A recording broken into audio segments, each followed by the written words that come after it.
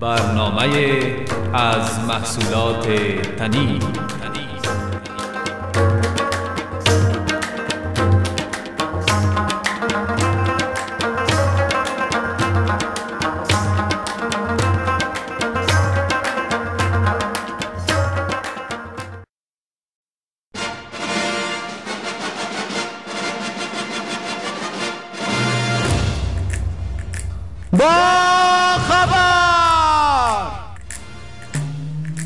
د با خبر خبرونه د مهمو خبرونو راپورونو او مرکو راټولونکي.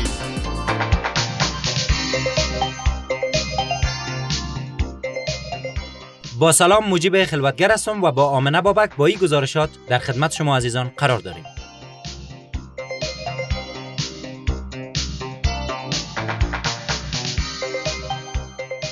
د پکتیا ولایت د زرمت په ولسوالۍ کې د یو چاودنې له امله 9 تنه ماشومان ووژل شول. 9000 تن افراد قابل اعتماد از شارولې کابل به کمیسیون مشترک انتخابات معرفی می شود.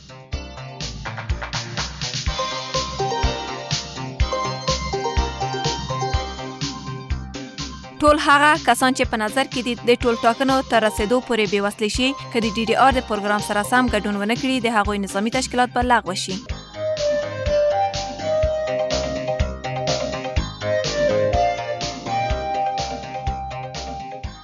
د ملګرو ملتونو سازمان د ړندو لپاره د انتخاباتو لپاره یوه خبرتیا په نظر کې لري. کمپاین واکسن فلج اطفال آغاز شد.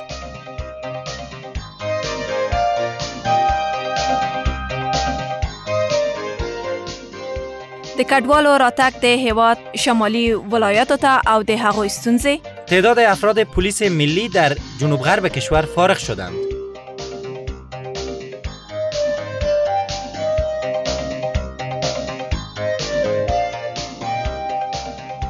او په پای کې د بهرنیو اسعارو بیې. ولی قبل از همه مشروع اهم اخبار از سمع سهیم.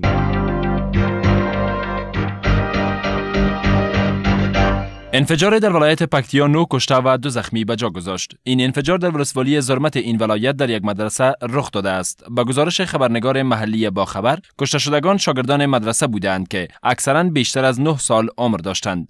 زخمیان این حادثه برای معالجه به پایگاه نظامی آمریکا در خوست منتقل شده است.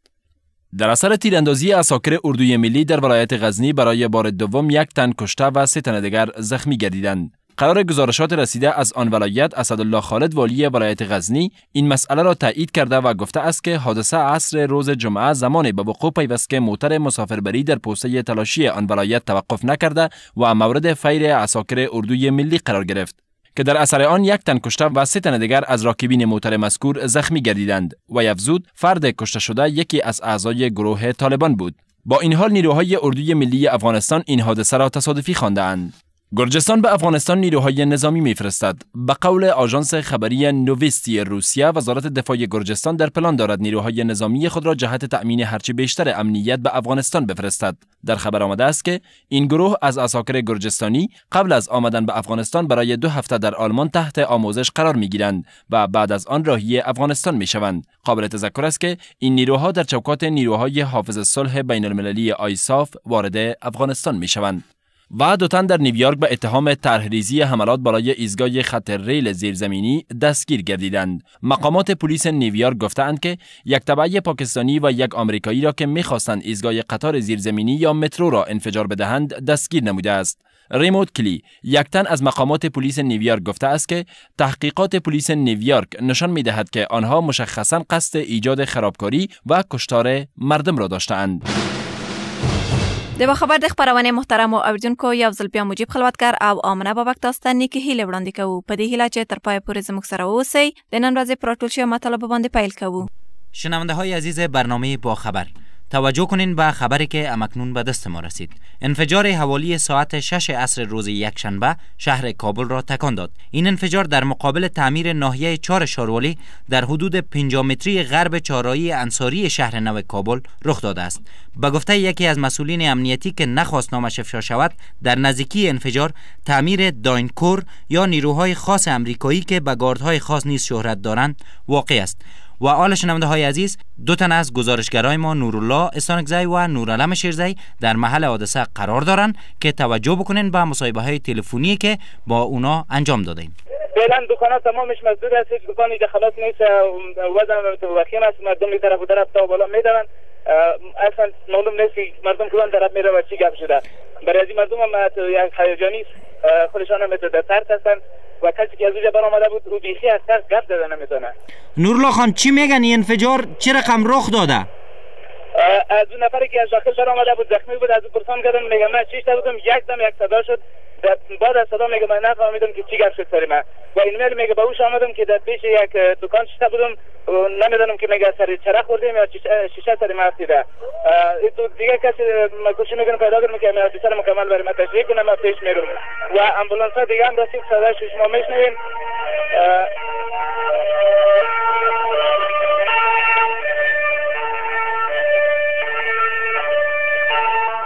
بیادر شما رفته بودیم نزدیک چیزی دیده بودیم؟ دیدم یک جسده که داخلی چی بود خانه کشیدیمش، 4 نفر پلیس یخینی منت کلیش برده بود، یعنی گردا مرداش کلش کشیده بود، یک چند تا دخترای همشیره ما شما زخمی شده بود. نمیتونی که پیدا زیاد، نمی 4-5 تا که من میتو زخمی دیدمش، اون تا عجل در شفاخانه رو وارد کردم، بیخی زیاد عجل چی بود. یک تا مرده رو دیدم. چی رخ داد؟ چی قسم رخ داد؟ یک دم بم انفجار که دیگه یک دویل میجه دیگه نفرهای چی بود جمع شدن دیگه، صحیح معلومات برای ما نستن. شما نزدیک رفتین جای حادثه رو دیدین؟ از نزدیک او یا آتش در گرفته بود دیگه، هیچ کس نمیمان، پلیس آمد رسیدن دیگه، ما را نزدیک نمان. بیادر خانه در گرفته بود، درخت بود دیگه. زمانی که انفجار شد ما دیدیم یک آتش خیلی زیادی از زمین بلند شد و تیکای ماشین بود که از هوا میامد سر. بعد که خبر داشت اومدم بیرون، دیدیم یک لنکروز سفید که بسیار منفجر شد که آتش هم میزد. زمانی که ما اومدیم بیرون دیدیم یک نفر زخمی افتاده کنار خیابون، یک ماشین آمد بره، بعد گفتم ماشین زخمی رو ببرن به بیمارستان. ما یک دقیقه اونجا بودیم ولی خب اینقدر گرد و خاک و اینا بود که هیچ چیزی دیده نمیشد.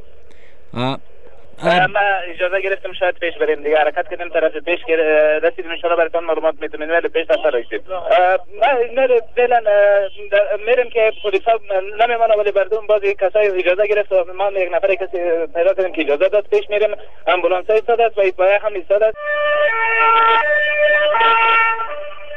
تعداد از باشندگان اینجا جاسرای هستن که شاید جراحت برداشتن، از ساحه تسلیه میکنن، یعنی از خانه های خود بیرون میرن.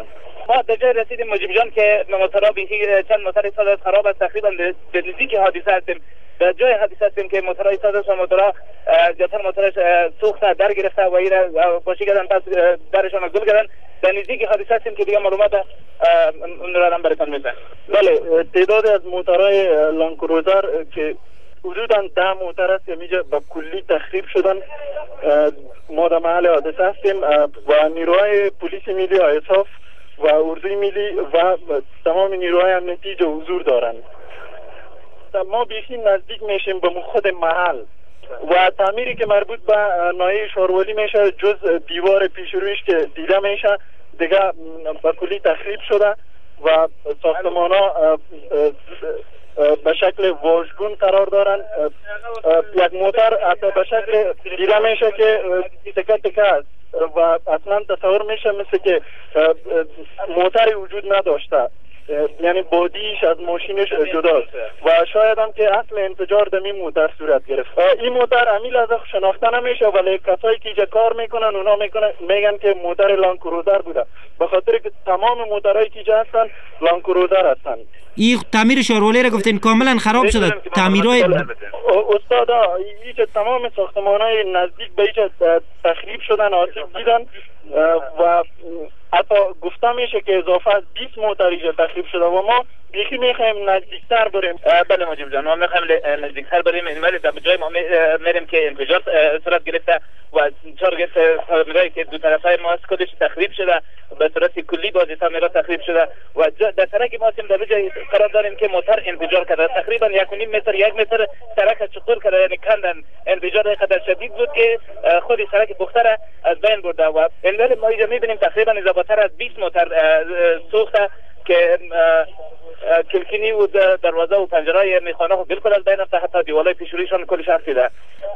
ما دیگه در خود حادثه هستیم که اینوالم قوای آیساپ و دیگه اینجا هستن و میبینن که چی گفت تعمیری که گفته میشه به امریکا زندگی میکردن یا امریکای قوای تاپ بودن، او تعمیر هم تخریب شده و پیشرویش دیوارش افسیده و کلکینا و شیشه‌اش کلش میده شده. معلوم نیست که دویم کسی زخمی شده یا مرده یا نه، تابل معلوم نشده و فعلا نیروهای امریکایی که هستن اینجا یا هم میبینن که میشه کنن بم دیگه اینجا باشه یا تصور میکنن کل موتورا و چیزا که سر رو چک میکنن میبینن. افراد مربوط به پلیس حتی بعضا از طرف بزرگانشان ممانعت میشن و برشان گفته میشه که شاید تصور موجودیت کدام بمب دیگه و انفجار دیگه در ساحه وجود داشته باشد. حال تنها ژورنالیست ها دانستن که به ساحه بیایند و حتی میشه بگوییم که جز ما کسی دیگه در این ساحه فعلا وجود نداره. مجیب جان، جایی که ما هستیم سرک تقریبا پر خون است و خون زیاد دیده میشه و این ولی برای ما گفتن که شما ساحه را تخلیه کنین که احتمال انفجار دیگه هم شاید باشه. منابع پلیس که نخواسته بود نامش فاش شود و یکی از ژورنالیست ها گفته بود که ما 3 تن جسد آمریکایی را انتقال دادیم و 2 تن از افراد زخمی پلیس یا محافظین از این انتقال دادیم.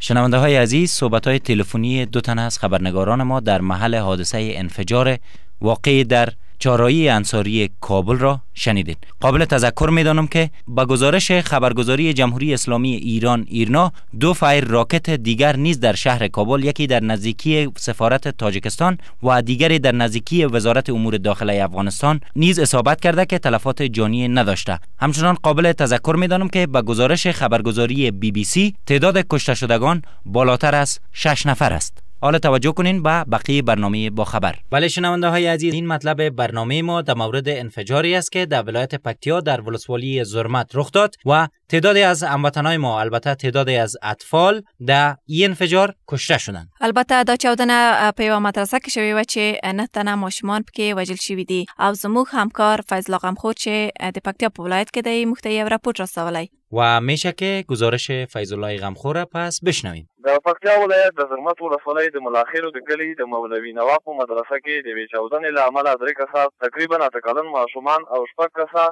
18 کلن ځوانان چې په مدرسه کې په زده کړه بوخت وو ووژل شول. د دې چاودنې له امله په همدې مدرسه کې د یوه استاد په شمول 14 کسان سخت ټپیان شوي. د کلي خلک وایي چې په دې 14 کسانو کې 6 نفره ټپیان چې روغتیایي حالت یې ښه دی کلي ته راغلي. د کلي خلک وایي چې په دې مدرسه کې د اویک مؤسسې لخوا د کلي ماشومانو ته د عصري زده کړو زمینه هم برابره شوې وه چې زیاتو شاګردانو پکې په زده کړه بوخت وو. دا مدرسه چې اوس هم پکې د ماشومانو غوښې د خاورو او لوټو لاندې پرتې دي. د کلي یو ډاکټر چې خپل ځان نوررحمان مداخل راپېژني د دې پېښې په هکله نور معلومات داسې وړاندې کوي.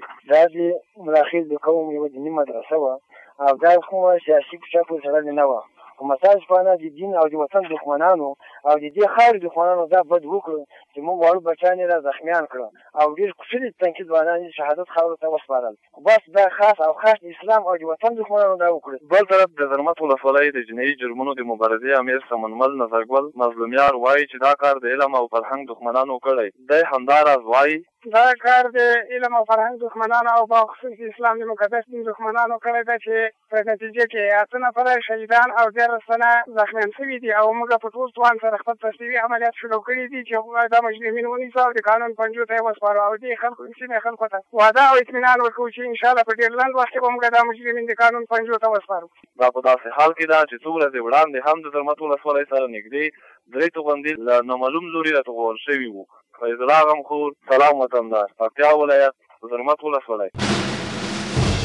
آمنه جان از این 9000 نفر قابل اعتماد خو خبر داری؟ نه نو دا څه رقم خلک دي چې د اعتماد وړ وي. ما شنیدم که شاروالی کابل میگه 9000 نفر قابل اعتماده به کمیسیون انتخابات معرفی میکنه تا در روز انتخابات کسایی که در کارهای انتخابات مشغول هستن همکاری بکنه. یعنی دا خلک راهنمایی کوي چې باید څه وکړي. اینکه چی میکنن چی نمیکنن ایره ولی نمیفهمم. خنو څوک به موږ پوي کې چې اصل خبر څه ده؟ سمیع احمدی. 9000 نفر از طرف شاروالی کابل جهت همکاری به کمیسیون مشترک تنظیم انتخابات معرفی میگردد.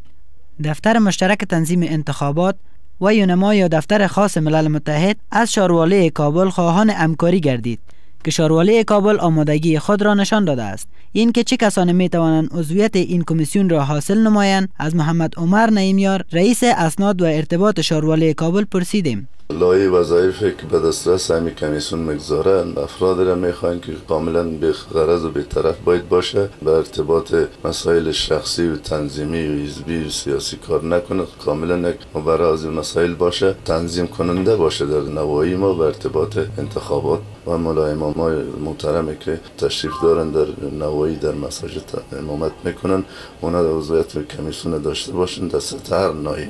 از نعیمیار در رابطه با وظایف اعضای این کمیسیون پرسیدیم و ای گفت وقتی که مردم به ثبت نام میه باید با یک نظم بیشتر و با یک ترتیب بیشتر باشه. وقتی که کارتای انتخابات برشان داده میشه و مقابل کارتایی که دارن اوجه باید نشانی شوه، ردیف شوه، اصطلاح تنظیم شوه که اینا همی کار میکنن. از سید اعظم سخنگوی دارالانشای کمیسیون انتخابات در زمینه طالب معلومات بیشتر گردیدیم. وی در این زمینه اظهار بی‌اطلاعی نمود، ولی او در مورد لیست ثبت نام کنندگان کارت‌های رایدهی گفت که این لیست در تمام مراکز ولایات جهت آگاهی مردم نصب می‌گردد. قابل تذکر است که لیست ثبت نام کنندگان کارت‌های رایدهی مردم کابل در استادیوم ورزشی نصب گردیده است. مجیب جان، هغه څوک چې نظامي قطعې لري باید د ټولټاکنو پورې خپلې ټولې وسلې د DDR پروګرام ته تسلیم کړي. آمنه جان متوجه باشی که قبلا پروسه DDR یا خل سلام ملکی سازی که شروع شده بود گفته بودن که ما 100,000 نفر خل سلام میکنیم و او وقت خو انتخابات گفته میشد که دمای جوزا شروع میشه و گفته بودن تا زمان انتخابات باید 40% افراد امی 100,000 نفر خلص الا شوه. بعد از او که انتخابات به مای میزان افتاد گفتن که 60% باید خلص الا شوه. آل هدف شما هم از امی 60% است؟ حتما دی غواړي چې دا 80% پوره کړي او د ټولو هغه نظامی قطعونه غوښتي دي چې خپل نظامی تشکیلات لمنځه یوسي تر ټولټاکنو پورې. اینطور گفتن یا گفتن که اگمی 60% تا زمان انتخابات حاضر نشدن که با پروسه DDR بپیوندن و او اخباز ما تمام قطعات نظامیشانه یا تشکیلات نظامیشانه لغو میکنیم. راځه چې دغه معلومات به خوي چې د شریف زرمتی وردک نه واوري ول چې د ملي دفاع وزارت خبري غونډه ته تللې و او دا موضوع تلته ویل شوی دي. بسیار خوب. شریفه جان میشه بر ما بگوین که اصل مسئله از چی قرار است؟ هو کې مجيب جان از خبري کنفرانس ته تللې و البته د دفاع په وزارت کې د خبري کنفرانس په د کنفرانس کې د ملي دفاع وزارت ویان د جنرال اعظمي ویل چې موږ مخکې غونډه درلوده چې په غونډه کې مارشال فهیم د لومړي مرسل د ټولو قومندانانو څخه غوښتنه وکړه چې باید د DDR په پروګرام کې برخه واخلي او خپل وسلې دولت ته تسلیم کړي. کچېری دوی خپل وسلې دولت ته تسلیم نکړي نو د دې اټکل کېږي چې باید د دوی نظامی قطعه لغوه اعلان کړي. یعنی دوی به په دولت کې هیڅ رسمیت ونه لري و وخت اونا نمیتونن دیگه که از دولت معاش هم بگیرن و هیڅ کله نه دولت نه معاش دي ته ورکوي نه یاشا ورکوي او نه هم له دوی سره کومه مرسته کوي ځکه د دولت په رسمیت کې مخکې ما یادونه وکړه چې هیڅ رسمیت به دوی ونه لري. و یک مسئله دیگه هم که بسیار سرش گفتگو میشه شریفه جان، مسئله حضور قماندان امان الله از شندن به کابل است. سر این گپ در این کنفرانس چیزی گپ زده شد یا چطور؟ ډیر ښه ولې نه ډیرو ژورنالیستانو دا پوښتنې وکړې چې قماندان امان الله البته دستګیره شوی ده دولت را وصله د پزور باندې، خو بیا جنرال اعظمي یادونه وکړه چې هیڅ کله نه قومندان امان الله دستګیره شوی نه ده، البته د دولت په غوښتنه باندې راغوښتل شوی د خپل مرکز ته او د نورو جزئیاتو په حق لوي زنه سم کولای سي اوس معلومات ترکمه په راتلونکي کنفرانسو کې کولای سم تاسو ته دغه په حق باندې معلومات زموږ همکاره شریفه زرمتی وردک و چې د ملي دفاع د خبري غونډې نه موږ ته معلومات راکوي. او اوس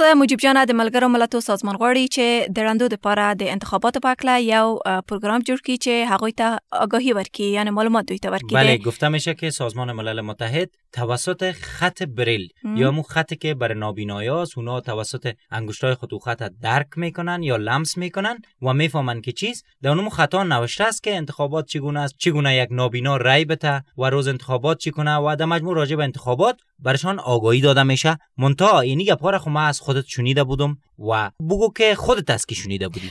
ما دا خبر د عزیز الله حبیبی نه اوریدل چې د یونما خبري غونډه ته تللی و او خو بداوی چې دای په خپل راشي او موږ ته نور معلومات بسیار خوب. پس شما میتونین که از عزیز الله حبیبی مسائل بپرسین. خو عزیز جان مهرباني وکړه محترم اوریدونکو ته د یونما د غونډې په اړه معلومات ورکړه چې مخکې مو هم یادونه وکړه چې ځنې مسائل په دې کې مطرح شوي وو لکه د رندو لپاره ځنې آگاهی. بله امرا جان، امروز کنفرانس مطبوعاتی دفتر نماینده خاص سازمان ملل متحد یا یونما بود. در مورد نابینایی گفتند که به حمایت سازمان ملل متحد معلومات راجع به انتخابات ترجمه میشه به زبان که نابینایی از او استفاده کرده میتونه و ایر مطالعه کرده میتونه و بعضی گپای دیگه هم زد که قابل گفتن است. و اویی است که میگه در سرتاسر افغانستان تقریبا 830 نفر اتو نابینای وجود داره که و میتونن امی خط بریل یا خط نابینا را خوانده بتونه و نابینایی که در افغانستان وجود داره تعداد مجموعش تقریبا به 1 لک نفر میرسه. و یک گپ دیگه زدن که از 100,000 نفر صرف 6,000 نفر از این نابینایا پیش سازمانایی که امرای نابینا کمک میکنه برای از مثلا تحصیل یا کمک‌ها را فراهم میسازه که تازه تو سازمان‌ها صرف تعداد 6,000 نفرشان ثبت و راجسترن. یعنی هغه کسان چې بریل خط نشي لوستلای هغه ته څه رقم کولای شي دوی معلومات ورکړي. در اون مورد امنا جان چیزی نگفت، اما یک گپ از یا قابل دقت است که اینا گفتن که در سرتاسر افغانستان 830 نفر وجود داره که به اصطلاح خط بریل خوانده میتونن. خاصی جان او نور کومې خبرې وي په دې خبري غونډه کې؟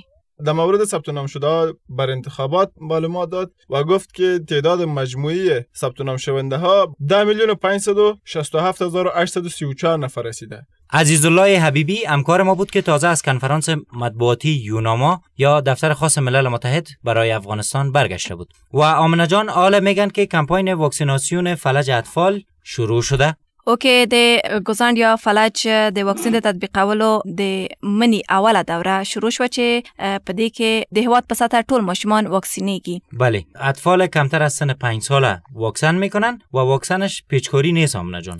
متوجه باشین 2 قطره در دهن طفل میچکانن توسط قطره چکان و این میره واکسین فلج اطفال میگن و من نمیفهمم که دیگه در این زمینه چی داریم. په دې حق د روغتیا په وزارت کې کوم محفل و چې زرغونه روشان هغه ته تللی و او مخته یو راپور برابر کړی دی. د ګوزاند د واکسین د تطبیق د منې د موسم د لومړي پړاو د واکسیناسیون د ملي ورځو تر نامه لاندې د عامه روغتیا وزارت په تالار کې پرانستل شو. په دې غونډه کې د دولت ریاست مرستیال نعمت الله شارانی د عامه روغتیا وزیر سهیلا صدیق ګډون کړی وو. د ډاکټر سهیلا صدیق په وینا په دې کمپاین کې د 4 میلیون نه زیات ماشومانو چې عمر د 15 کلونو نه کم وي د 45,000 رضاکارو کارکونکو لخوا د 3 ورځې لپاره د کور په کور د واکسین د تطبیق مرحله پیل کیږي.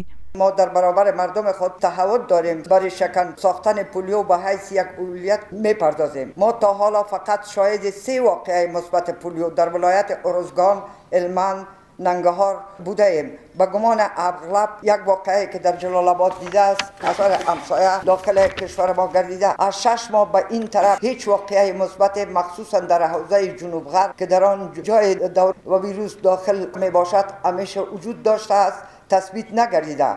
همدارنګه د دولت ریاست مرستیال شهرانی د مرستندوی ارګانونو آریو د نړیوال روغتیايي سازمان او د ماشومانو د حمایت د صندوق یا یونیسف نه کورودانی وکړه. بهبود وضع صحی مردم و کاهش میزان مرگ و میر مادران و اطفال در صدر اولویت‌های کاری ما قرار داشته و وزارت صحت در این راستا گام‌های مسلمین را برداشته است. یک از این اقدامات واکسین نمودن میلیون‌ها طفل و زن افغان در برابر امراض قابل وقایه با واکسین میباشد. د ګوزاند یا ماشومانو د فلج ناروغي یو وژونکې او ساري ناروغي ده چې میکروب په خاورو او فضله موادو کې لیدل کیږي. میندې کولی شي چې د دې واکسین د 2 څاڅکو په ورکولو سره د خپلو ماشومانو ژوند وژغوري.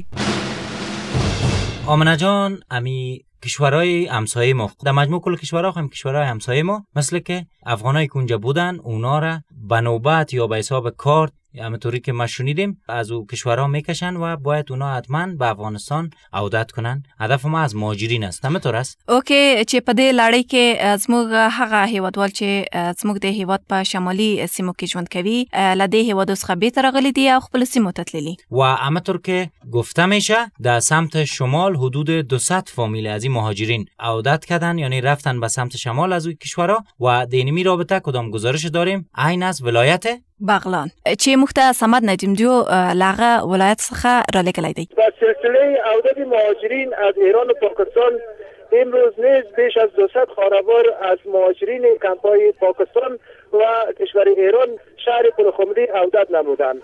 این مهاجرین اکثرا در ولایات سمت شمال از ولایت مزار، سمنگان، قندوز، بغلان، تخار و بدخشان سکونت پذیر می شوند و اینها از نداشتن سرپناه شکایت دارند. میشنویم آواز چند تن از این مهاجرین را. خیمه میتون گفته بود خیمه نداده، خب باز یک دو تا تارفل داده، گندم داد، دیگه هیچ چیزی نداده. تا قندار $5 داده. ما مردم زمین نداریم، جای نداریم، مال کجا بریم تاشویم، جای تاشیدن نداریم. من مردم بیا گفتن آمد نه جای دارم نه جزا، نه چوبات نه خیمه هیچ شی نیست، ملک میدان ساده است. بعد پیسهش کرای ما برای کرای نداره. ما از پاکستان پنجپایه آمدیم که همینجا که $5 داده که همین خیمه میتون گفت خیمه هم نداد که یک گندم داد، اون کرای موتر پورا کردن نمیتونه، انواتی در بدر در میدان هستم. این در حال است که خانه کرایی در صفات شمال به زودی به دسترس مردم قرار نمیگیرد، زیرا اکثر مهاجرین از کشورهای خارج برگشته و کرایه خانه ها بلند رفته‌اند. عبدالصمد ندیمجو، سلام وطندار، شهر پلخمری، ولایت بغلان.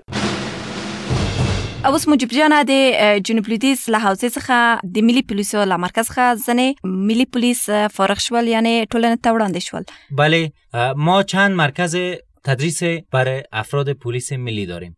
یکی در کابل است، یکی در بلخ است، یکی در قندهار است و دیگه هم مثل که در ولایت جنوب غرب یعنی هرات و اینمی ولایت هم است. و حالا بگو که دقیقاً از کدام ولایت فارغ شدن این پلیسا؟ دا پلیس خود قندهار د ولایت څخه فارغ شوی دي او د زابل، نیمروز، هلمند، ارزگان او قندهار ولایتونو کې به پدند و بوخت وي. و ما خو یک گزارشگر هم داریم دمو قندهار. اوکی، نورالله نوری که از همونجا در می ارتباط کدام گزارش هم روان کرده؟ د جنوب لویدیځ حوزې د ملي پولیسو د روزنیز مرکز یا RTC څخه د پنځشنبې په ورځ 211 تنه ملي پولیس فارغ شول. له دې جملې څخه 180 تنه سرتیري او 50 تنه افسران وو چې دوی ټولو ته د لومړي ځل لپاره د فراغت لیکونو سره یو ځای د کورنۍ چارو د وزارت لخوا منظور شوي د ملي پولیسو ځانګړي یونیفورم هم ورکړل شو. د جنوب لویدیځ حوزې د ملي پولیسو د روزنیز مرکز مسؤل مل پاسوال نصر الله ظریفي په دې اړه نور معلومات راکوي. خپل ډیپلومونه او سرټیفیکټونه واخیستل او د خپلو ولایاتو ته یعنې 5 ولایاتو ته د جنوب غرب چې عبارت د هلمند، زابل، نیمروز، ارزګان او قندهار ولایتونو ته د خپلو اصلي وظایفو ته ودانګل او خپلو خدمتو ته آماده شول. د زیاته کړه چې موږ تر اوسه پورې له دغه روزنیز مرکز څخه ټیپ کلاس محصلین یعنی سرتیري 12 دورې او افسران هم 7 دورې فارغ کړي دي چې جمله 2103 تنو ته رسیږي. دا چې نوموړو پولیسو ته په دې روزنیز مرکز کې څه ډول زده کړې ورکول کېږي، دغه مرکز سرمشاور پاول ډي شیپ چې د امریکا د متحده ایالاتو د پولیسو لخوا چې د افغاني پولیسو د روزنې په مقصد را لېږل شوی دی وایي د دوی لپاره زموږ مهمې زده کړې دا دي چې په یوه دیموکراسي ټولنه کښې پولیسي اخلاق څه دي او دغه راز بشري حقوقو ته زیاته پاملرنه شوې ده. موږ دوی ته ورښیو چې د ښاریانو او عامو خلکو سره څه ډول رویه وکړي. دوی ته وایو چې تاسې باداران نه بلکې د خلکو خدمتګاران یاست او د دې ترڅنګ د پولیسو په تخنیکي برخو کې هم بېلابېلې لارښوونې ورته کوو. زه تاسو ته یقیني ویلی شم کوم پولیس چې له دې مرکز څخه فارغ شوي دي دغه ټول شیان یې په کافي اندازه زده کړي دي. زموږ د یوې بلې پوښتنې په ځواب کې چې نوموړي کسان څنګه کولی شي د 15 ورځو په موده کښې دا ټول څه زده کړي، ښاغلی شي وویل. بلې دوی کولی شي چې په ټاکل شوي وخت کې زیات څه زده کړي. موږ له دوی سره د پلان مطابق د افغاني افسرانو په مرسته ډېر کوشش کوو.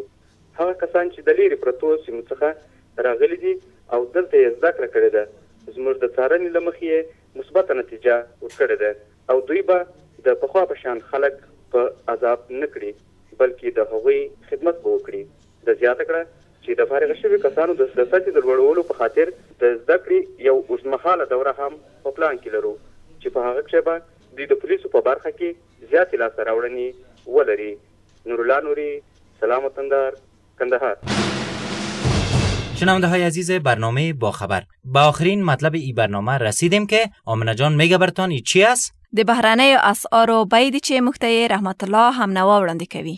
یو امریکایي ډالر اخیستل 3 افغانۍ او 80 پوله، خرڅول 4 افغانۍ. یو یورو اخیستل 250 افغانۍ او 50 پوله، خرڅول 350 افغانۍ. یو استرلینګ پاوند اخیستل 8 افغانۍ، خرڅول 8 افغانۍ او 50 پوله. یو سعودي ریال اخیستل 11 افغانۍ او 50 پوله، خرڅول 11 افغانۍ او 10 پوله. زر پاکستانی کلدار اخیستل 240 افغانۍ، خرڅول 245 افغانۍ.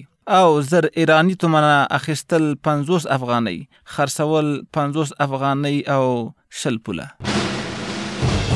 با پایان آمد این دفتر. حکایت همچنان باقی است. برنامه با خبر خلاص شد. تا برنامه دیگه و گزارشات دیگه، آمنه بابک و من مجیب خلوتگر شما را به ایزد منان مسپارم. او د تل پشان تاسو وای چې د با خبر د خبرونه سره با خبر باشید.